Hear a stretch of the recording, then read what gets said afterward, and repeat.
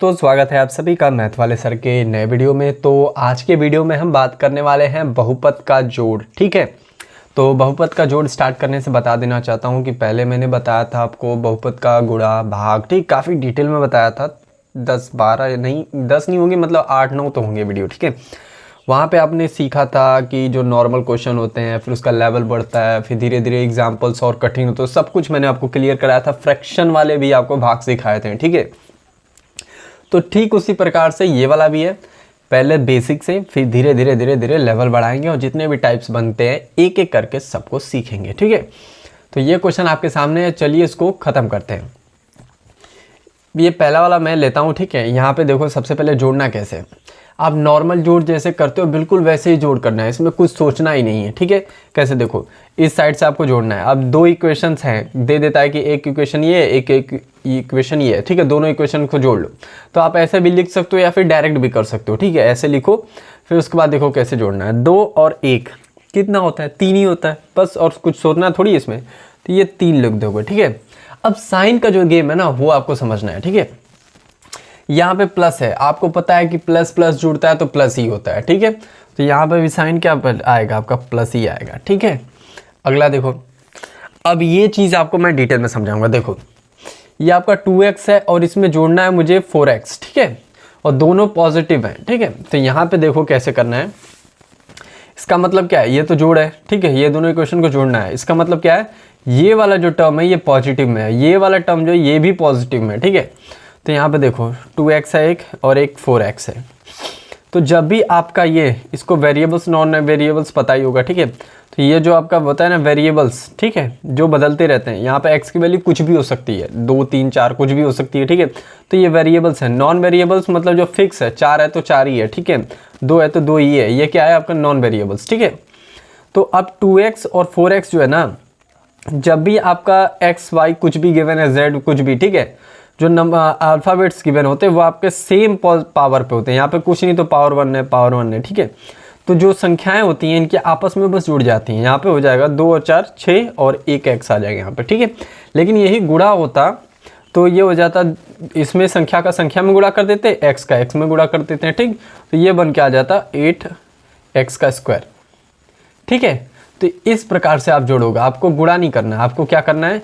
आपको चेक करना है क्या दोनों सेम है, बिल्कुल सेम है। ठीक है, अब दोनों सेम है तो 1 लिख देंगे और दोनों को जोड़ देंगे, 4 और 2 6 हो गया। ठीक है, ये नॉर्मल है बिल्कुल। ठीक है, तो यहाँ पे अभी आ जाएगा 6x। ठीक है, 2x प्लस 4x मिलके 6x। ठीक है, और साइन जो है आपका पॉजिटिव होगा क्योंकि प्लस और प्लस को जोड़ोगे तो प्लस ही आएगा। ठीक है, लास्ट वाला देखो। अब देखो यहाँ पे x का स्क्वायर है, ऊपर भी x का स्क्वायर है। ठीक है, तो मैंने बताया था कि जब भी आपका ये नॉन वेरिएबल्स हैं, ठीक है, ये जो 4 है ये 6 नॉन वेरिएबल्स हैं, ये जो वेरिएबल्स हैं बदलते रहते हैं, इनके पावर सेम है तो मतलब ये आपस में क्या हो जाएंगे? जुड़ जाएंगे। ठीक है, तो ये हो जाएगा आपका 6 और 4 कितना होता है? 10 और 1 एक्स स्क्वायर यहाँ पे भी आ जाएगा, क्योंकि आप इसको एक सिंगल मान के चलो, क्योंकि ये सेम है।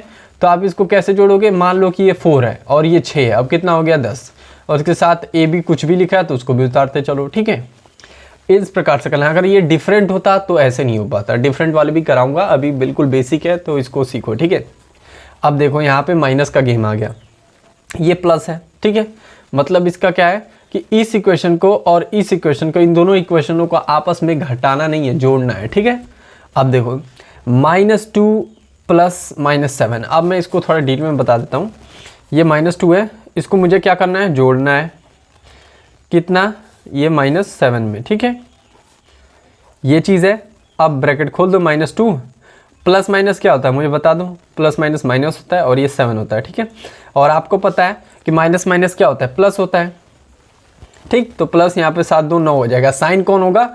तो साइन आपको पता है जो दोनों में से बड़ा होता है उसका साइन मान्य होता है, तो इसका बड़ा कौन है? 7 है, तो ये हो गया माइनस का साइन। ठीक है, इस तरह से भी याद रख सकते हो।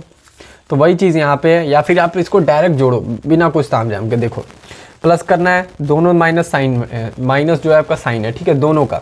तो यहाँ पे क्या करोगे? 7 2 9।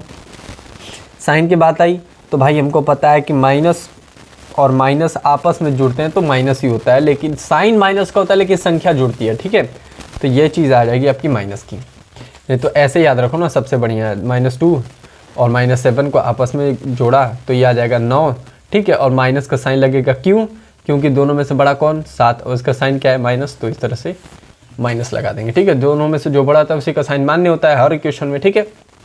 ये वाला देखो वही तरीका, इसमें भी माइनस माइनस क्या होता है, प्लस होता है, ठीक है, जुड़ता है लेकिन साइन माइनस का होता है, हमेशा याद रखिएगा।